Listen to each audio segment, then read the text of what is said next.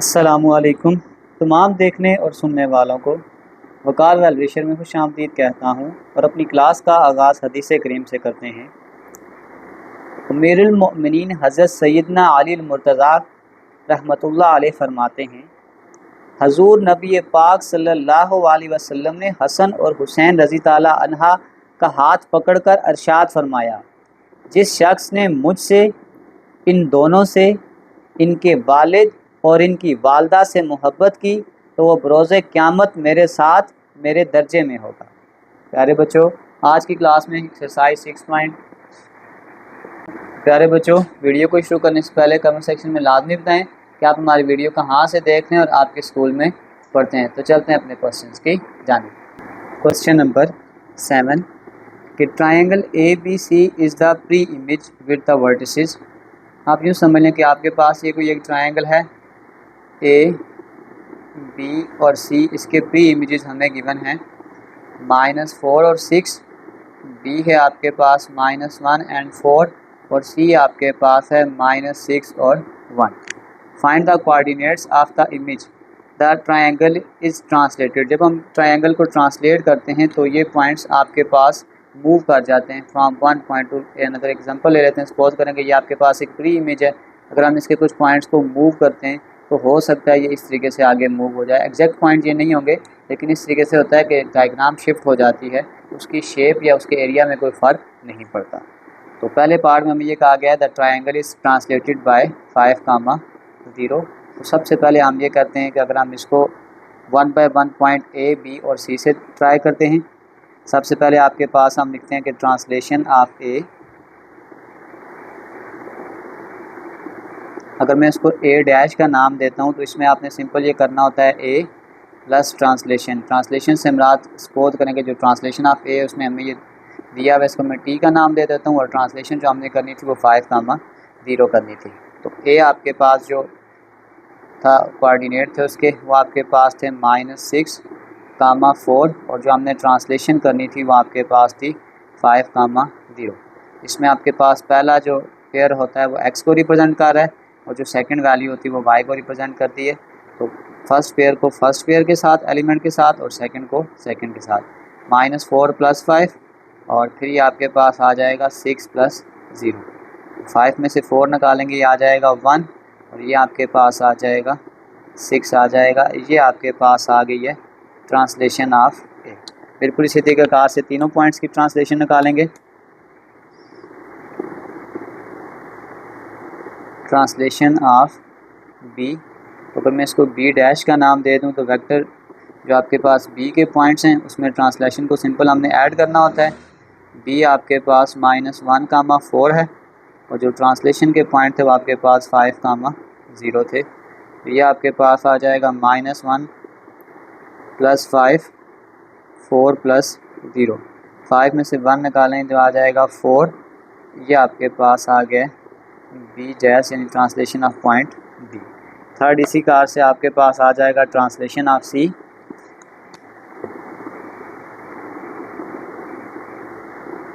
Translation of C, उसको हम C' का नाम दे देते हैं। C प्लस आपके पास आ जाएगा ट्रांसलेशन वेक्टर को ऐड करेंगे।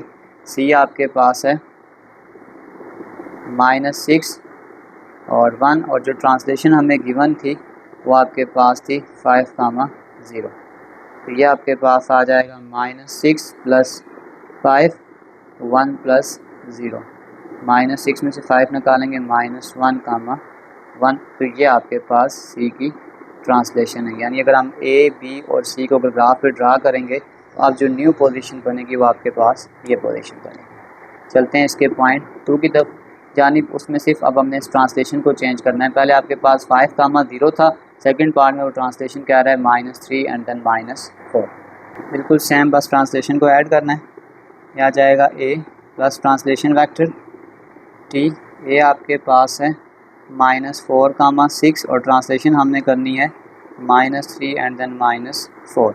तो ये आपके पास आ जाएगा -4 और -3, 6 -4, -3 और -4 ये -7, 6 में से 4 निकालेंगे, ये आपके पास आ जाएगा 2।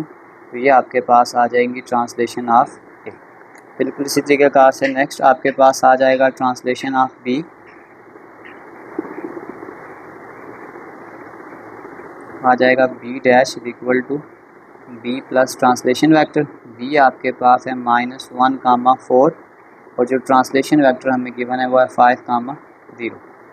तो यह आ जाएगा -1 + 5, 4 में 0 को ऐड कर दें। तो ये बहुत आसान है, 5 में से 1 निकालेंगे 4 और 4 ये आपके पास आ जाएगी बी की ट्रांसलेशन। लास्ट आपके पास आ जाएगा ट्रांसलेशन ऑफ सी।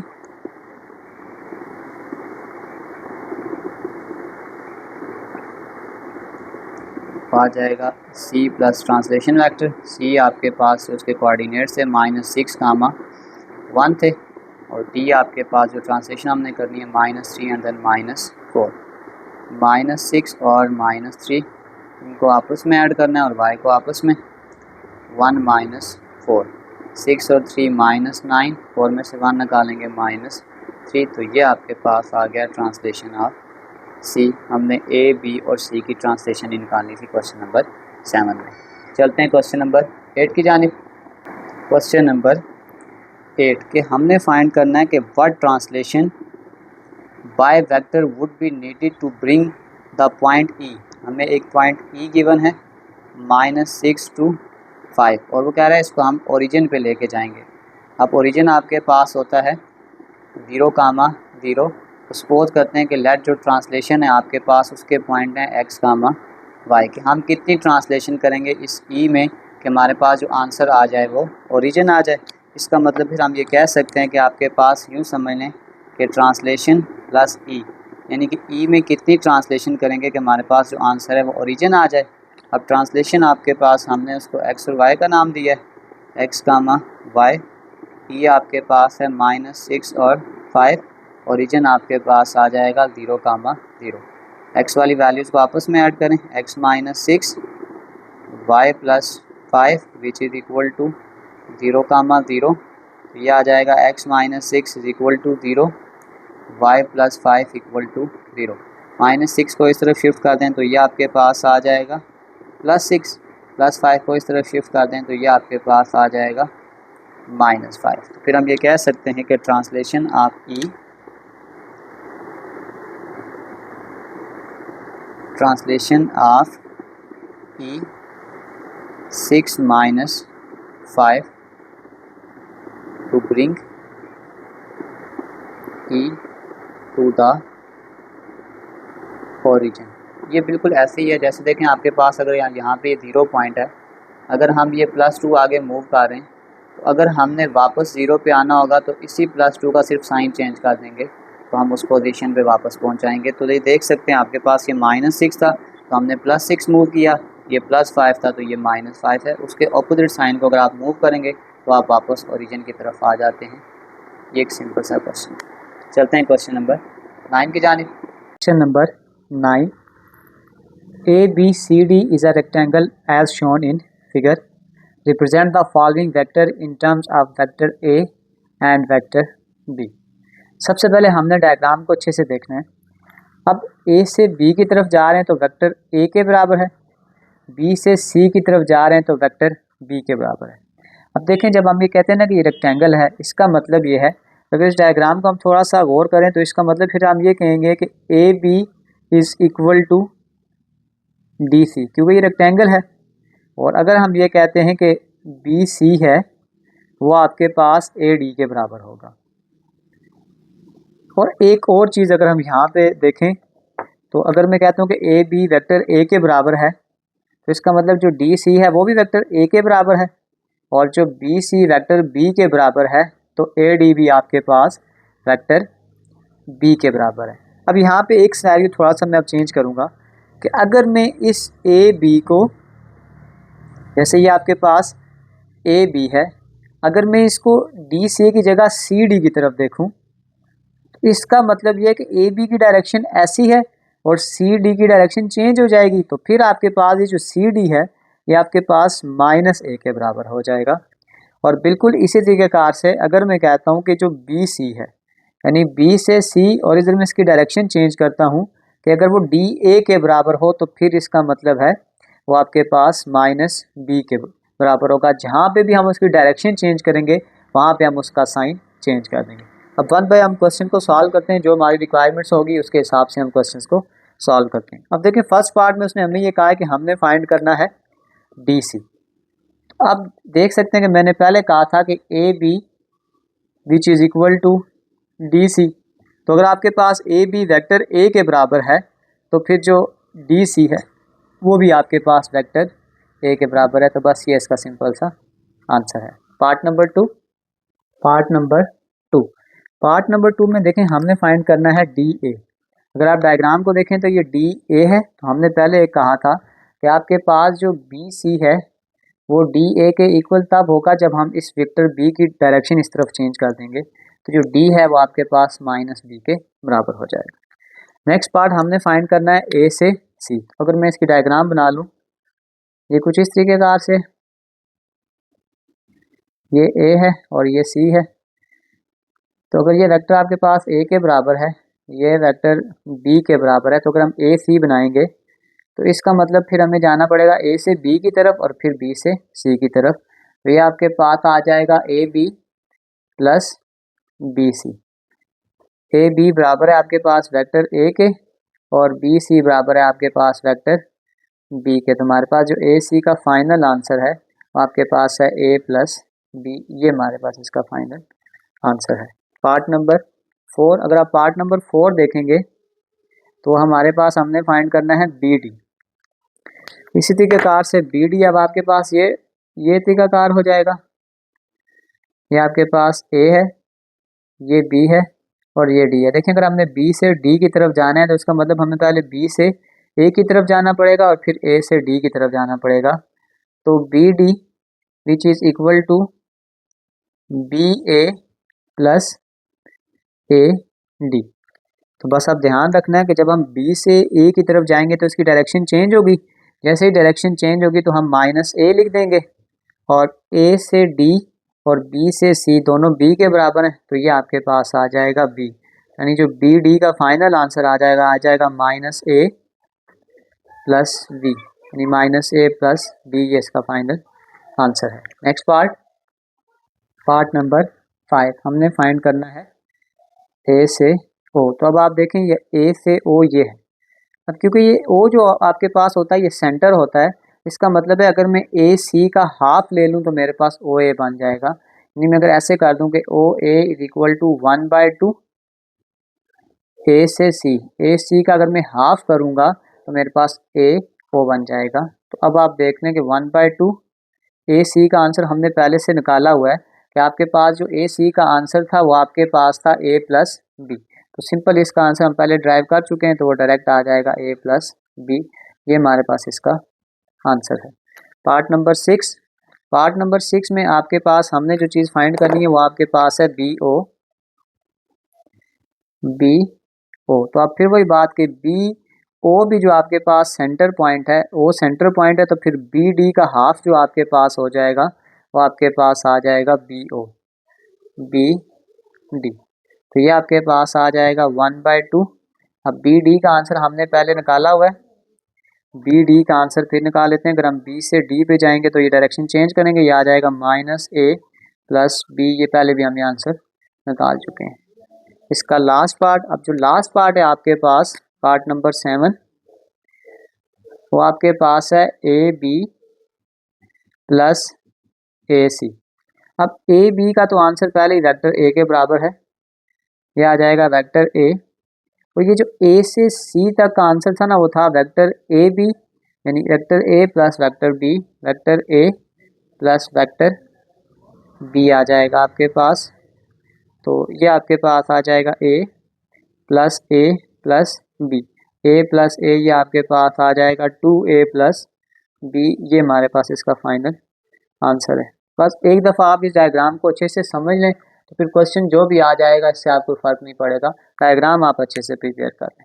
चलते हैं इसके क्वेश्चन नंबर 10 की जानिब। क्वेश्चन नंबर 10 है कि गिवन दैट के O P is equal to position है vector of P plus Q और ओ क्यू आपके पास है पी माइनस क्यू और m आपके पास मिड पॉइंट है पी क्यू का। तो सबसे पहले हम क्या करते हैं, इसको डायग्राम में लेके चलते हैं। ये बिल्कुल क्वेश्चन नंबर 9 की तरह, सिर्फ उसमें हमें डायग्राम बना के दी थी और इस क्वेश्चन में हम डायग्राम खुद बनाएंगे। तो सपोज करेंगे ये आपके पास O पॉइंट है, O से एक पॉइंट ले लेते हैं P, और इसका उसने पोजीशन वेक्टर में ये दिया था P प्लस Q। फिर एक पॉइंट O है और एक Q है, इसका मतलब एक पॉइंट हमें Q लेना पड़ेगा, और इसके जो पोजीशन वेक्टर है वो आपके पास P माइनस Q है। फिर वो ये कह रहा है कि M is the mid point of P Q, इसका मतलब पी क्यू के दरमियान में हमें एक मिड पॉइंट लेना पड़ेगा। ये आपके पास M है, पी क्यू और M आपके पास मिड पॉइंट है। ये हमारे पास डायग्राम है। अब हमने क्वेश्चन को सॉल्व करना है इन terms of P and Q। अगर हम इसका पहला पार्ट देखेंगे तो पहले पार्ट में वो ये कह रहा है कि सिंपल हमने फाइंड करना है पी क्यू।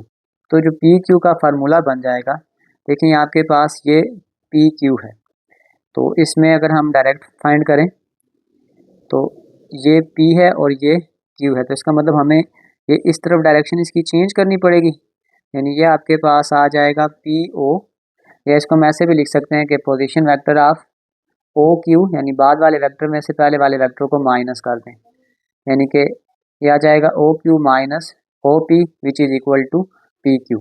अब OQ, O से Q पे जाएंगे तो ये आपके पास है P माइनस Q, और O से P पे जाएंगे तो ये आपके पास होता है P प्लस Q। याद रख लें, इसका जो फार्मूला हम शॉर्ट फॉर्म बनाते हैं ना, उसका शॉर्ट फॉर्म ये है कि जो सेकंड वाली वैल्यू है यानी OQ माइनस OP, जब इसको हम माइनस करेंगे तो ये हमने प्रूव भी किया हुआ है। और सिंपल आपने वैल्यूज़ को आप ब्रैकेट हटा दें, P minus Q minus P plus minus minus Q plus P minus P cancel हो जाएगा, तो आपके पास लास्ट फाइनल आंसर जो Q का आ जाएगा इन टर्म्स ऑफ Q या P, वो आपके पास आ जाएगा -2Q। ये हमारे पास इसका फाइनल आंसर है। Second part number 2। Part number 2 में देखें हमने फाइंड करना है PM। अगर मैं डायग्राम बना दूं तो ये आपके पास P था, ये Q था, और ये दरमियान में ये जो M था ना, ये हमारे पास सेंटर पॉइंट था।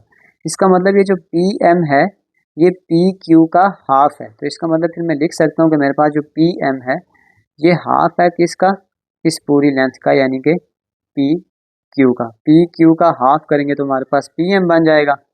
ये हमारे पास आ गया 1/2।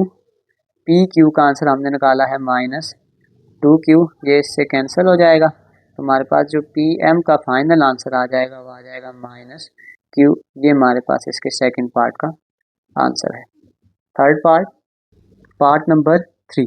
अब पार्ट नंबर 3 अगर आप देखें तो QM है। जब हम इसको बनाए थे तो ये इस डायरेक्शन से जा रहा था, इसका मतलब हमने ऑपोजिट डायरेक्शन में आना है, तो इसका मतलब जो QM है ये आपके पास बराबर है 1/2।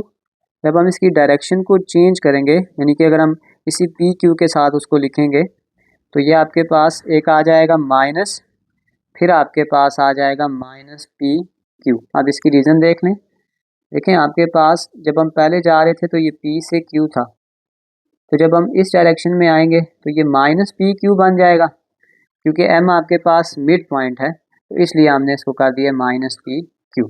बस वैल्यूज़ पुट कर दो, -1/2 -PQ का आंसर था आपके पास -Q, तो ये आपके पास माइनस माइनस प्लस बन जाएगा। अच्छा, PQ का आंसर था -2Q, ये 2 इस 2 से कैंसिल हो जाएगा, माइनस माइनस प्लस, तो आपके पास जो फाइनल QM का आंसर आ जाएगा वो पॉजिटिव आ जाएगा, क्योंकि ये वाला माइनस इस माइनस से प्लस हो जाएगा, तो QM का आंसर आपके पास आ गया है Q।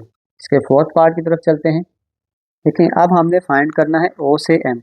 अगर मैं इसी डायग्राम को बना लूँ तो ये आपके पास O है, ये आपके पास M है और ये आपके पास P है, और हमने फाइंड करना है OM। अगर हमने फाइंड करना है तो फिर इसका मतलब हमें पहले OP की तरफ जाना पड़ेगा और फिर PM की तरफ जाना पड़ेगा। इसका मतलब OM का जो फार्मूला बनेगा वो आपके पास आ जाएगा OP प्लस आ जाएगा PM आ जाएगा। बस वैल्यूज़ पुट कर दें। अगर हम जाते हैं OP की तरफ तो वो आपके पास है P प्लस Q। अब हमें चाहिए PM। देखें PM का आंसर हमने पहले से निकाला हुआ है और वो आपके पास फाइनल आंसर है माइनस क्यू। मैं डायरेक्ट आंसर पुट कर देता हूँ, दोबारा सॉल्व करने की ज़रूरत नहीं है। तो बस ब्रैकेट्स हटा दें, P plus Q minus Q plus Q minus Q cancel हो जाएगा, हमारे पास जो ओ एम का फाइनल आंसर आ जाएगा इन टर्म्स ऑफ पी, तो वो आपके पास पी आंसर है। जब आप डायग्राम को एक अच्छे से बना लेंगे तो फिर इस क्वेश्चन में सिर्फ आपने एरो का ध्यान जाना है। अगर आप सीधी डायरेक्शन में जा रहे हैं तो वही वैल्यू आएगी, अगर हम उसकी डायरेक्शन को चेंज करते हैं तो उसको माइनस के साथ मल्टीप्लाई करेंगे। तो चलते हैं क्वेश्चन नंबर 11 की जानिब। Question number 2।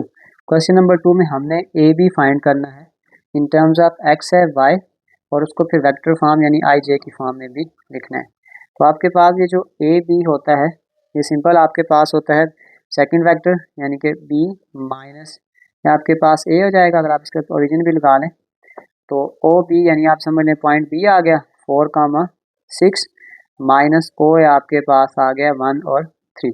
बस आपने इसमें एक चीज़ का ध्यान रखना है कि जो पहले पेयर में पहली वैल्यू थी वो एक्स की है, एक्स को एक्स के साथ सॉल्व करना है एंड देन वाई को वाई के साथ सॉल्व करना है। तो ये सिंपल आपके पास आ जाएगा 4 माइनस 1 और 6 माइनस 3।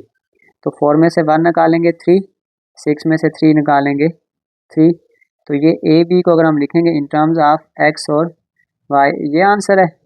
और अगर मैं इसी को लिख दूँ एक्स आई प्लस वाई जे, तो ये आपके पास आ जाएगा 3i प्लस वाई यानी कि 3j।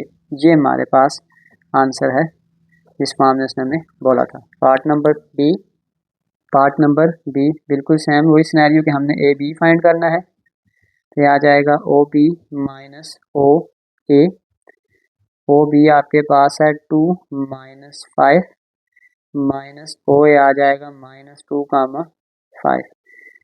एक्स को एक्स के साथ 2 माइनस फार्मूले का एंड देन माइनस 2, और यहाँ पे आ जाएगा -5 माइनस फार्मूला का एंड देन -5 अगेन। तो माइनस माइनस प्लस, ये 2 और 2 आपके पास आ जाएगा 4 और -5 और -10। तो ये आपके पास आ जाएगा x कामा वाई की फॉर्म, ये आ जाएगा 4 माइनस 10, और इसको अगर मैं वेक्टर फॉर्म में लिखूँगा एक्स आई प्लस वाई जे, तो ये सिंपल आ जाएगा 4i माइनस 10j। ये हमारे पास इसका सिंपल आंसर है। इसी तरीके से अगर इसका थर्ड पार्ट देखें तो आपके पास जो थर्ड पॉइंट आ रहा है उसमें आपके पास a की वैल्यू है 4 माइनस 7 और जो b की वैल्यू आपके पास -1 और -9 है। और सिंपल हम निकाल लेते हैं ए बी,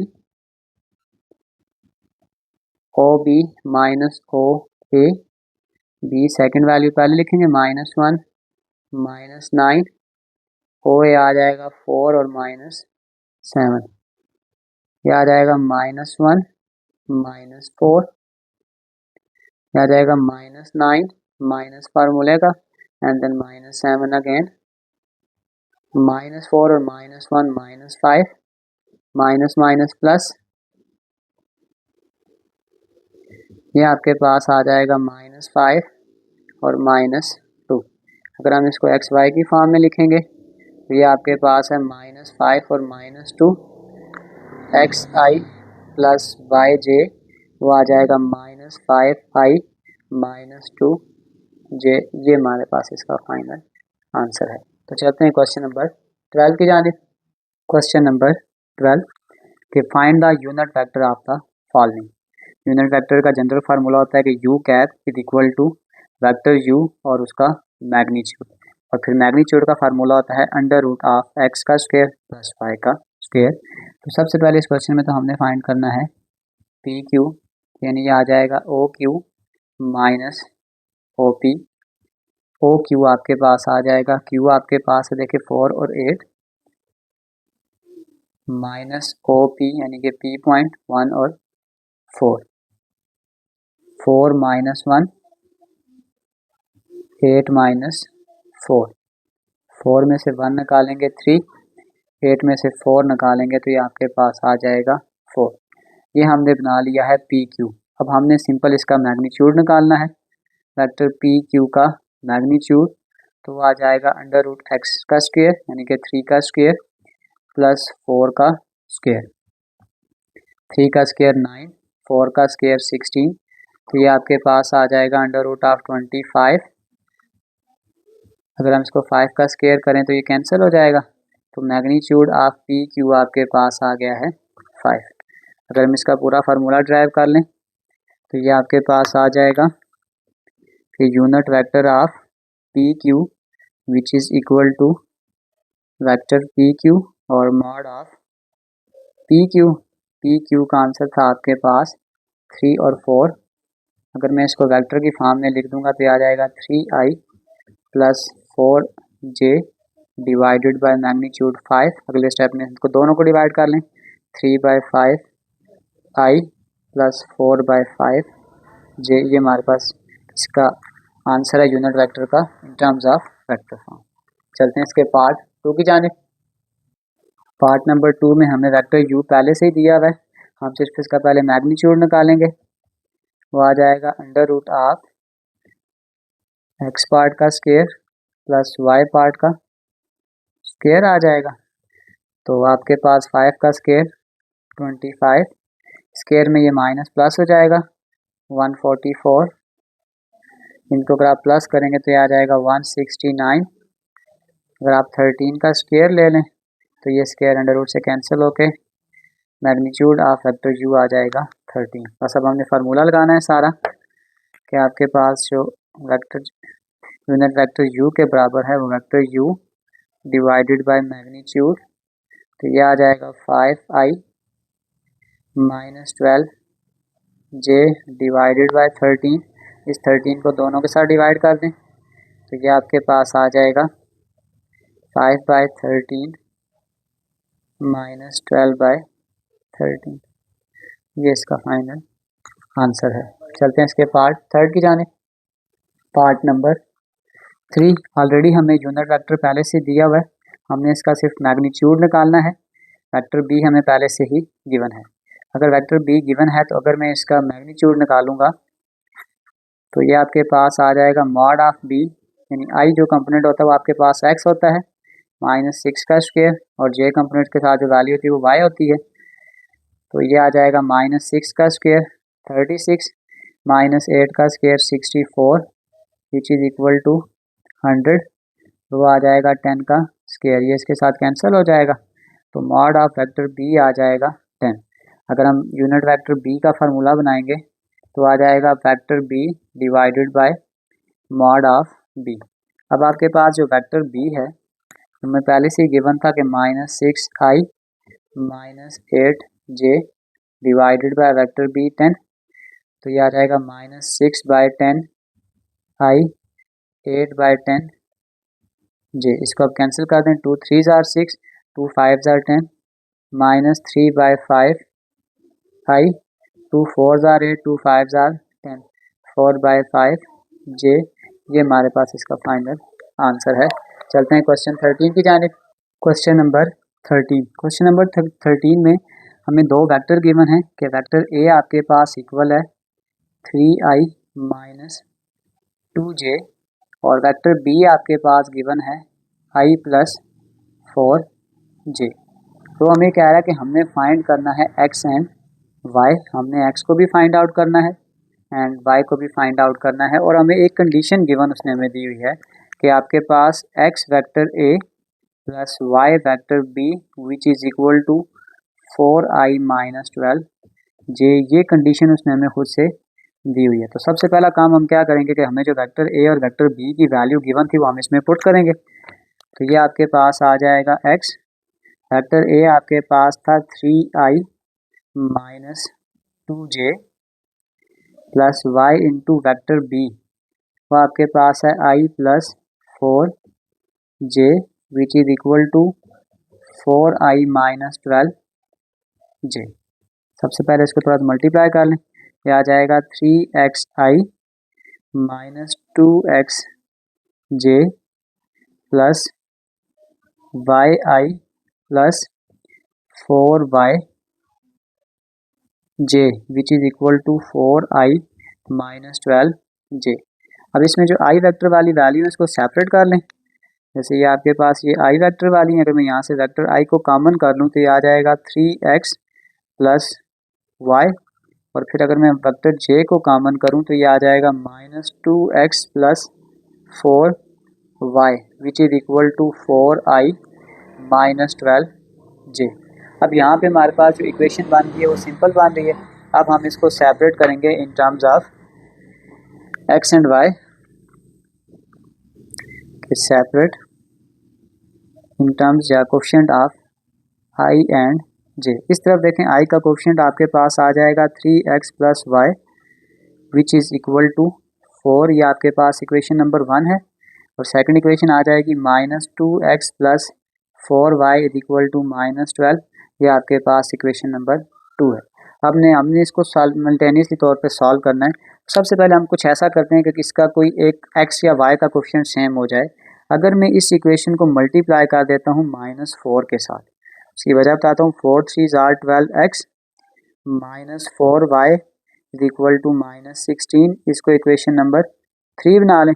अब आपने सिंपल ये करना है कि इस -4y को इस +4y को जब हम आपस में ऐड करेंगे तो ये ख़त्म हो जाएगा। तो हम ये कहते हैं equation number 2 plus equation number 3, इनको आपस में ऐड कर लें। इक्वेशन नंबर 2 आपके पास है -2x plus 4y is equal to -12। Equation number 3 आपके पास है -12x minus 4y which is equal to -16। इनको बस आपस में ऐड कर लें आप। जब हम इसको आपस में ऐड करेंगे, +4 -4 कैंसर, 12 और 2 -14x और 6 + 2 8, यानी ये आ जाएगा -28। इस -14 को तो डिवाइड कर दें, 28 डिवाइडेड बाय -14, तो ये आपके पास आ जाएगा x is equal to 2। x का ये आंसर हम किसी भी इक्वेशन में पुट कर सकते हैं। तो 1 इजी लग रही है, मैं 1 में पुट कर देता हूँ। पुट इन 1, तो ये आपके पास आ जाए 3x plus Y equal to 4। x की वैल्यू 2 पुट करें, 3 into 2 plus Y which is equal to 4। 6 plus Y equal to 4, Y equal to 4 minus 6, Y equal to -2। तो इस क्वेश्चन में जो हमने फाइंड करनी थी, एक x की वैल्यू फाइंड आउट करनी थी, एक y की वैल्यू फाइंड आउट करनी थी। ये हमारे पास इसका फाइनल आंसर है। इसी के साथ क्वेश्चन नंबर 7 से लेकर 13 तक कंप्लीट सॉल्व हो चुके हैं। कमेंट सेक्शन में मैं एक लिंक डाल दूंगा, अगर आप मेरे नोट्स को विजिट करना चाहें तो आसानी से विजिट कर सकते हैं। आखिर में एक छोटा सा मैसेज अपने देखने और सुनने वालों के लिए कि एक कतरा ही सही मुझे ऐसी सिफ्त दे मौला, कोई प्यासा जो देखूं तो दरिया बन जाऊं। प्यारे बच्चों, मिलते हैं अगली वीडियो में, तब तक के लिए अल्लाह हाफिज़।